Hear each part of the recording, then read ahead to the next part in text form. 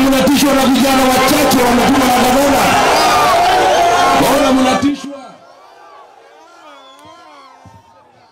Sifanye mkutano hapa. Ati polisi wanaweka roadblock nisingie Narok. Nimefika sijafika. Nimefika sijafika.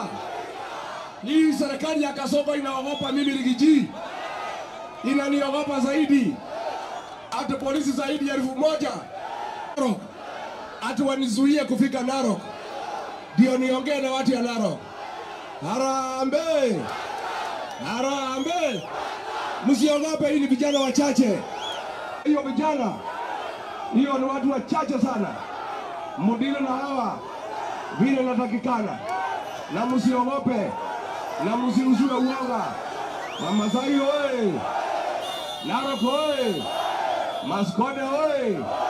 Maskode ataingia. Hii ujinga mmefanya leo ndio itafanya Maskode apite asubuhi. Si ndio? Si ndio? Atapita.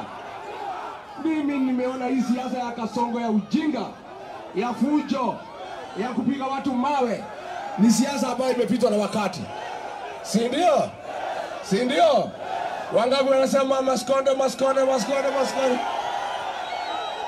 Si ndio? Si ndio? Sisi tutauziwa waga na kweli. Hata mkitupa mawe, kura ya watu ya Narok mtafanyia nini?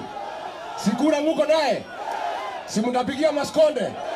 Bona wewe Ole Ntutu na Kasongo mnataka kulazimisha watu ya Narok ati wapigie mtu yenu kura. Kwani kura itapigwa na nguvu? Harambee! Harambee! Maskode anatosha atoshi. Aingie asiingie. Hii ujinga ya Kasongo muko naye ndio itafanya wewe kuwe one term. Si ndio? Harambee! Harambee! Kasongo ni one term, si one term. Ole Ntutu ni one term, si one term. Maskode asiingie. Aongee asiongee. Wacha tumpatie Maskode nafasi.